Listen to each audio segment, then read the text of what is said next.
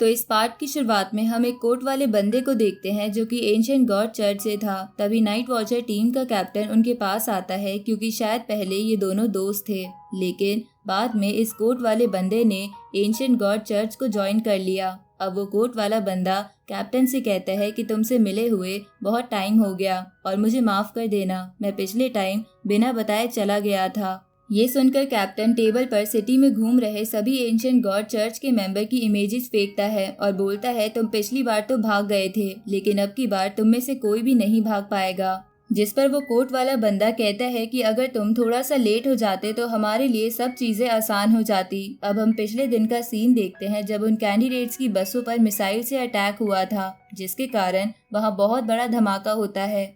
लेकिन शियोकी सही समय पर अपना डोमेन एक्टिवेट कर देता है और एक एक कर उन सभी कैंडिडेट्स को बचाकर बाहर ले आता है। लेकिन तभी वो बस उन लोगों पर गिरने वाली थी, पर कैप्टन सही वक्त पे आकर उसके 2 टुकड़े कर देता है, जिसके कारण सभी स्टूडेंट्स बच जाते हैं और शियोकी इतनी ज्यादा पावर यूज करने की वजह से बेहोश हो जाता है।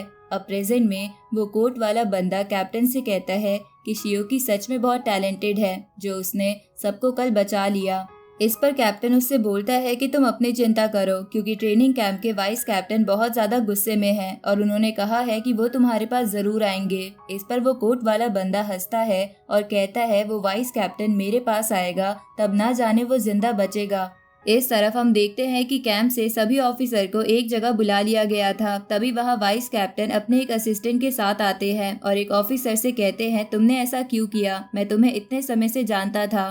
तभी वो असिस्टेंट कहता है हमें तुम्हारे पेरेंट्स के अकाउंट में अननोन सोर्स से काफी सारे पैसे मिले हैं और हमें पता चल चुका है कि तुम ही वो धोखेबाज हो। ये सुनकर ऑफिसर रोते हुए कहता है प्लीज मुझे माफ कर दीजिए, एंशिएंट गॉड चर्च ने मेरे पेरेंट्स को बंदी बना लिया था।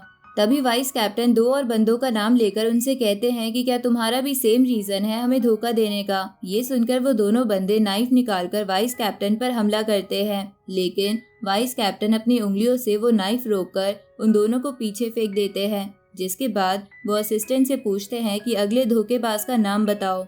इस पर वो असिस्टेंट बोलता है हमें हेडक्वार्टर से 3 ही धोखेबाजों की खबर मिली थी। तभी ऑफिसर बोलता है अगले धोखेबाज तुम हो, क्योंकि जब ड्रोन चैलेंज चल रहा था तब उन ड्रोन्स के इंचार्ज तुम ही थे और तुम ही ने उसमें गड़बड़ की थी। उसी वक्त वो असिस्टेंट ये सब कबूल कर लेता है और कहता है कि उसने ऐसा इसलिए किया था क्योंकि वो एंशिएंट गॉड चर्च के एक मेंबर के काबू में था। इधर प्रेजेंट में वो कोट वाला बंदा कैप्टन से कहता है कि शियोकी को तुमने कहाँ छुपाया है, उसकी लोकेशन हमें बता दो, वरना सिटी में जितने भी एंशिएंट गॉड के मेंबर घूम रहे हैं वो तुम्हारे गैंग को खत्म कर देंगे। इधर हम शियोकी को देखते हैं जो कि अपने आप को एक अजीब सी जगह पर पाता है। तभी उसे होंग यिंग की आवाज आती है जो उससे कहती है कि तुम एक ऐसी जगह पर हो जिसके बारे में तुम्हें भी पता नहीं है और ये तुम्हारी सेफ्टी के लिए है और अभी हम एक मिशन पर जा रहे हैं जिसके कंप्लीट हो जाने के बाद हम न्यू ईयर वाले दिन साथ में पार्टी करेंगे। इधर हम होंग यिंग और नाइट वॉचर के बाकी टीम को देखते हैं जो सब एंशिएंट गॉड चर्च के मेंबर से फाइट कर रहे थे, जहां वो सब अपनी यूनिटी की वजह से उन लोगों को बराबर की टक्कर दे पा रहे थे। साथ ही कुछ आर्मी ऑफिसर्स भी उनका इसमें साथ दे रहे थे। अब इधर होंग यिंग अपने अपोनेंट को खत्म कर देती है, लेकिन तभी उसके पास वही बंदा आता है जिसने ड्रोन चैलेंज के दौरान शियोकी पर हमला करा था। इस तरफ शियोकी उस जगह से बाहर निकलने का दरवाजा ढूंढने लगता है, लेकिन उसे कोई दरवाजा नहीं मिलता। दूसरी तरफ कैप्टन उस कोट वाले बंदे से कहता है कि तुम मेरे टीम की चिंता मत करो, तुम अपनी चिंता करो कि क्या आज तुम जिंदा बच पाओगे। इस पर वो कोट वाला बंदा कहता है कि तुम खामखा शियोकी की चिंता कर रहे हो क्योंकि वो बहुत टैलेंटेड है जिसकी हमें तारीफ करनी चाहिए। अगर तुम्हें यकीन नहीं आता तो तुम मुझसे शर्त लगा लो, जिस जगह तुमने उसे कैद कर रखा है वो उस जगह से बाहर निकल आएगा। इस तरफ शियोकी उस मेंटल हॉस्पिटल में जाता है जहां उसके साथ यी फाई था। अब शियोकी मेंटल हॉस्पिटल के दूसरे रूम को ओपन करता है जहां उसे एक बहुत बड़ी लाइब्रेरी दिखती है। तभी उसे एक बंदा कहता है कि आखिरकार तुम यहाँ आ ही गए।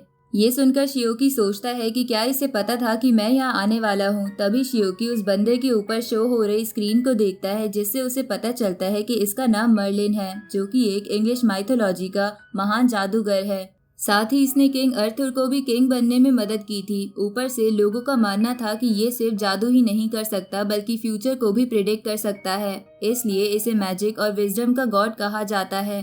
इसके बाद शियोकी सोचता है कि मैंने पहले इस मेंटल हॉस्पिटल का पहला दरवाजा खोला था तो उससे नाइक्स निकली थी जो कि ग्रीक माइथोलॉजी की गॉड है, और दूसरे दरवाजे में मर्लिन निकला है जो कि इंग्लिश माइथोलॉजी का गॉड है। तो हो सकता है हर रूम में एक दूसरे माइथोलॉजी का गॉड हो, और हो सकता है कि इनमें से किसी रूम में हमारी कंट्री का भी गॉड हो।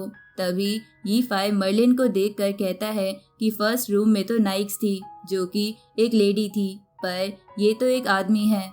तभी मर्लिन अपना अपीयरेंस चेंज करके एक लड़की में बदल लेता है। ये देखकर यी-फाई हैरान हो जाता है तो शियोकी उससे कहता है कि ये एक लेजेंडरी मैजिशियन है, इसलिए ये किसी भी चीज में बदल सकता है, ये चाहे तो तुम्हारे फादर में भी बदल जाएगा। तभी मर्लिन एक स्नेक में बदल जाता है क्योंकि नंदा डीमन का फादर एक स्नेक ही था। अब शियोकी मर्लिन से कहता है कि मुझे आपसे एक मदद चाहिए, तो क्या आप नॉर्मल हो सकते हो। ये सुनकर मर्लिन वापस ह्यूमन में बदल जाता है और शियोकी से अकेले में बात करने के लिए उसे गार्डन में ले आता है, जहाँ शियोकी मर्लिन से पूछता है कि आप मेरे बारे में क्या क्या जानते हो। इस पर मर्लिन कहता है कि मुझे 2 साल पहले ही पता चल गया था कि तुम दरवाजा खोलने वाले हो, जबकि मैंने तुम्हारा पास्ट और फ्यूचर देखने की कोशिश करी थी, पर मुझे तुम्हारे प्रेजेंट के अलावा कुछ भी नहीं दिखाई दिया। ये सुनकर शियोकी मर्लिन से पूछता है कि आपको मेरे प्रेजेंट में क्या दिखाई दिया, जिस पर मर्लिन कहता है कि तुम एक जगह पर कैद हो जहां से तुम बड़ी मुश्किल से निकल सकते हो, और तुम्हें यहां जानबूझकर कैद किया गया है क्योंकि बाकी लोग तुम्हारी प्रोटेक्शन करना चाहते हैं और उसी के लिए काम कर रहे हैं। ये सुनकर शियोकी मर्लिन से पूछता है कि क्या आप मेरे यहाँ से निकलने में मदद कर सकते हो। इस पर मर्लिन कहता है कि तुम इतनी जल्दबाजी मत करो, वरना तुम बहुत बड़ी मुसीबत में पड़ जाओगे और तुम्हारी एक गलत कदम से सब कुछ खत्म हो जाएगा। इसके बाद शियोकी मर्लिन से पूछता है कि मुझे तो आप बीमार नहीं लगते, तो आप इस मेंटल हॉस्पिटल में क्यों कैद हो। इस पर मर्लिन कहता है कि इसका तो मुझे भी नहीं पता, मैं तो बस असली वर्ल्ड ढूंढने की कोशिश कर रहा था। इस पर शियोकी मर्लिन से पूछता है कि क्या आपको असली वर्ल्ड मिला।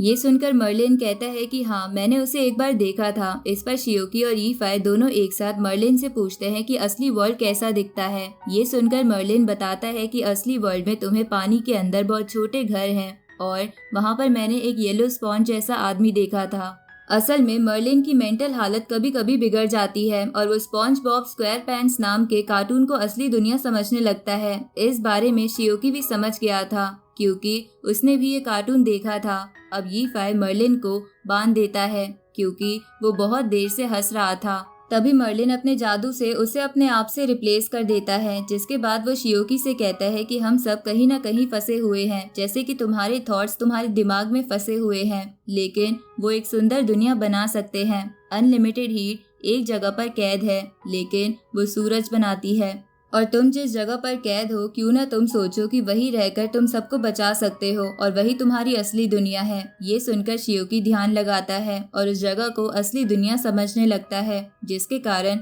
वो उस जगह से बाहर आ जाता है। तभी वो अपने हाथ में बॉल जैसी चीज देखता है जो कि मर्लिन ने उसे गिफ्ट करी थी। उसी वक्त वो एक बिल्डिंग में बहुत तेज धमाका देखता है और उसकी तरफ जाने लगता है। इस तरफ वो धमाका उसी बिल्डिंग में हुआ था जिसमें बाई ली और युआन रुके हुए थे और उन पर किसी ने अटैक कर दिया था। इसी वजह से ये धमाका हुआ था। अब बाई ली अपनी मैजिकल रोप की मदद से उन दोनों को हवा में पकड़ लेता है, लेकिन तभी उन पे हमला करने वाला उनको नीचे गिरा देता है। तभी बाई ली उस हमले करने वाले बंदे से कहता है कि मुझसे 100 मिलियन ले लो पर यहाँ से चले जाओ, पर वो बंदा कहता है कि हमें तुम्हें मारने के ऑर्डर्स मिले हैं और वो हम करके रहेंगे। अब वो अपनी मसल्स को और टाइट कर लेता है, जिसके कारण वो बहुत ज्यादा ताकतवर हो गया था। तभी वो बाई ली पर हमला करता है, जहाँ बाई ली उसे रोकने की कोशिश कर रहा था, लेकिन उसकी बनाई हुई शील्ड टूट जाती है। इसके बाद वो किलर लगातार बाई ली पर हमला करने लगता है, जिसके डर से बाई ली इधर उधर भाग रहा था। तभी वहाँ एक और किलर आ जाता है, जिसे रोकने के लिए युआन एक स्पून का यूज कर रहा था। तभी वो युआन से कहता है कि तुम स्पून का यूज क्यों कर रहे हो, मैं ही तुम्हें एक तलवार दे देता हूँ। ये सुनकर युआन खुश हो जाता है, तो वो किलर युआन की तरफ तलवार फेंकते हुए कहता है कि अगर तुम इसे रोक पाए तो ये तुम्हारी हुई। तभी बाई ली पर हमला करने वाला बंदा उसे हवा में फेंक देता है, लेकिन तभी बाई ली का गोल्डन बर्ड उसे वहां से बचाकर जाने लगता है। लेकिन तभी एक तीसरा किलर अपने एरो से उस गोल्डन बर्ड को तबाह कर देती है, जिसकी वजह से बाई ली नीचे गिरता है और वो दूसरा किलर भी युआन को पीट रहा था और युआन मॉन्स्टर में बदलना भी नहीं चाहता था क्योंकि वो शहर के लोगों को नुकसान नहीं पहुंचा सकता था। उसी वक्त वो तीनों किलर बाई ली पर हमला करते हैं, पर तभी वहाँ शियोकी आ जाता है और मसल वाले बंदे को बेहोश कर देता है, जिसके बाद वो उस तलवार वाले बंदे से लड़ने लगता है। तभी उस पे वो एरो वाली लड़की भी हमला करने लगती है, तो शियोकी तेजी से उसके पास जाने लगता है। तो वो एरो वाली लड़की बहुत ज्यादा डर जाती है और बोलती है कि प्लीज मेरे दोस्त मुझे जल्दी से यहाँ बचाने आ जाओ, लेकिन शियोकी उससे झूठ बोल देता है कि मैं तुम्हारे दोस्त को तो पहले ही मार चुका हूँ। ये सुनकर वो एरो वाली लड़की बहुत ज्यादा इमोशनल हो जाती है क्योंकि वो उसके पैरेट डोर्स उसके लिए बहुत कीमती थे। अब उस लड़की को गुस्सा आ जाता है और वो बोलती है कि जिस आदमी ने तुम्हें मारा है मैं उस आदमी को मारकर तुम्हारा बदला लूंगी। अब वो लड़की कई सारे क्लोन्स बनाकर शियोकी पर एरो से अटैक करने लगती है। साथ ही उसने आसमान पर एक फॉर्मेशन बना दी थी जिसमें से एरोज निकलकर शियोकी पर गिर रहे थे, लेकिन शियोकी उन सभी एरो से बच पा रहा था। ये देखकर वो लड़की कहती है कि ये कैसे हो सकता है, मेरे लेवल तो तुमसे काफी ज्यादा है, तो तुम मेरे अटैक से इतने आसानी से कैसे बच पा रहे हो। जिस पर शियोकी उससे कहता है कि रात में तुम मुझसे कभी नहीं जीत सकती। असल में शियोकी नाइक्स की पावर का यूज कर रहा था। आगे इसके बाद शियोकी उस लड़की को बेहोश कर देता है। फिर शियोकी बाइली और युआन के साथ रेस्टोरेंट में नूडल्स खाने आता है, जहां बाइली बड़ी बड़ी फेंक रहा था कि अब तक मुझ पर 800 किलर ने हमला कर रखा है, इसलिए किलर मेरे लिए कोई बड़ी बात नहीं है, बस एक बार मेरे बॉडीगार्ड्स यहाँ आ जाए तो सब कुछ ठीक हो जाएगा। उसी वक्त वहाँ पर केंगजू अपने दोस्तों के साथ आ जाता है और उन तीनों को साथ में देखकर पहले तो वहाँ से जाने की सोचता है, पर फिर वो शियोकी के पास जाकर उसे बस वाले एक्सीडेंट से बचाने के लिए थैंक यू बोलता है। साथ ही वो शियोकी से बोलता है कि अगर तुम्हें मेरी मदद की जरूरत पड़े तो तुम मुझे बता देना।